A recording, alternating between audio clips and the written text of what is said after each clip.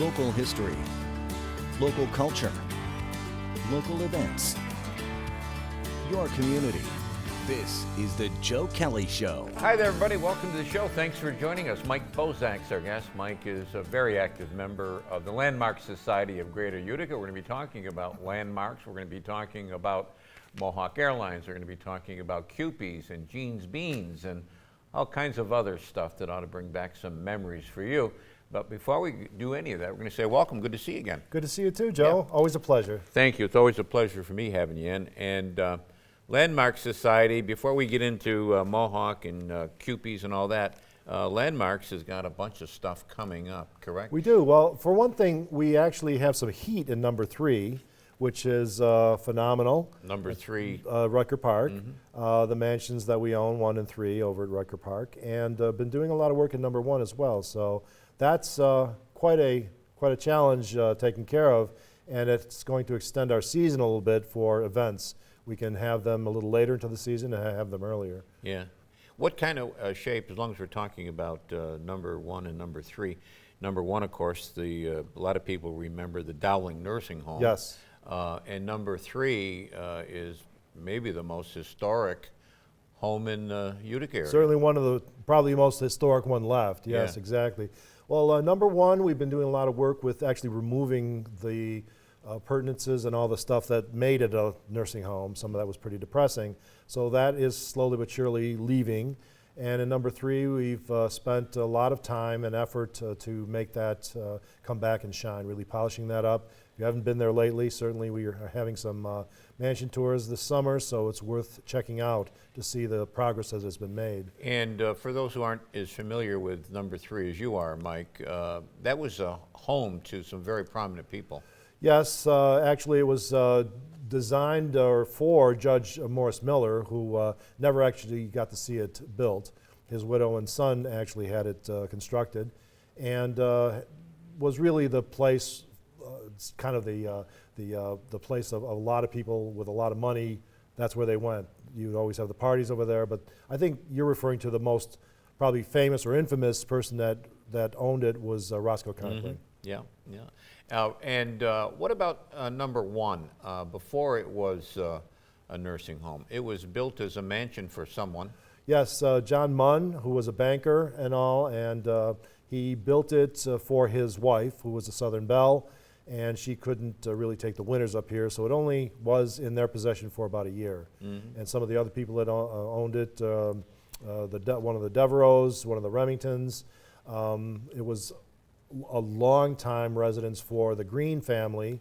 Walter Jerome Green, Sr. and Jr., both were entrepreneurs and very prominent in society before the Dowlings bought it in, I think, 1952.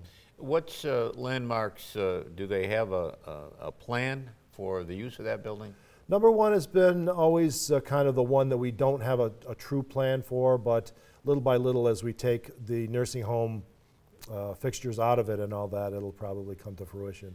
I certainly know that we do have haunted houses in there. It seems to lend itself for that, paranormal events and all, so that seems to be kind of its use, at least for right now. Yeah, in fact, you've got a paranormal event coming up when, in the spring? Well, there will be something in the spring and probably most certainly something in the fall, but in the springtime, looking for sometime in April. We don't have that completely fleshed out yet, but we should very shortly. Those draw tremendously, don't they, Mike? They really do. Yeah. They really do. And again, we're always conscious of the fact that you don't want to promote the paranormal too much because it's really not all that it's about. There's so much history there, so much about the architecture that's so important about these buildings. You don't want to focus too much on the paranormal, but if it makes people interested in the buildings and their history, then go for it. Yeah. It's very popular now. As long as we're talking about upcoming events, what else does Landmarks have upcoming, Mike?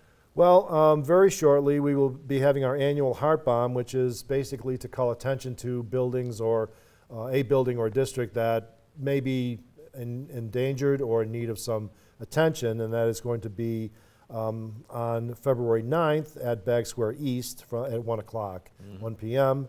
Also, something new that we've been doing is something called our Historical Happy Hour. We just had one recently at the Hotel Utica, former that Hotel go? Utica, very, very well, actually.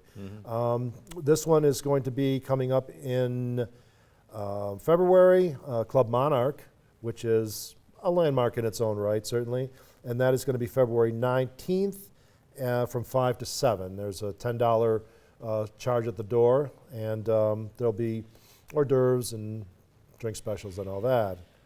Are these, these go to support landmarks? Yes, yes. Our ongoing mission to promote and to educate people as to why historic buildings and districts are important to save. Speaking of Club Monarch, right in front of Club Monarch is what I consider a landmark. I don't know if Landmarks considers it a landmark. We do. Do you? We Okay. do, yes. You're That's talking about Floss's, Floss's. yeah. Yes. In fact, several years ago, we gave them an award of merit for keeping it very traditional. I mean, Yeah. it's really not changed in some 60, 70 years. Did we cover all the historical happy hours? Well, I just wanted to mention that there will be a springtime tea also in May 9th, and those seem to go over very well. What is that all about, Mike? Basically, people come in and are served tea and all in kind of a Victorian style, and all that. People dress up for a period Yeah. type of costumes and Where all are that. you doing that? And that's going to be at number 3 at the mansion at number 3. You know, they did a one of these teas at the United County History Center, and when I first heard about it, I don't know, I was a little, but it drew very well. Yes. Yes, surprisingly. Yeah, Very yeah. well. We've done very well with them. This is at least our 3rd or 4th one Yeah. we've done. That's at 11 and also at 2 o'clock. Can people sign up for these things through your website, Mike? They can go on Facebook, they can go on the website and get details and all that. Generally speaking, we don't have reservations for those, but all the details will generally be on the Facebook page or our website. Okay.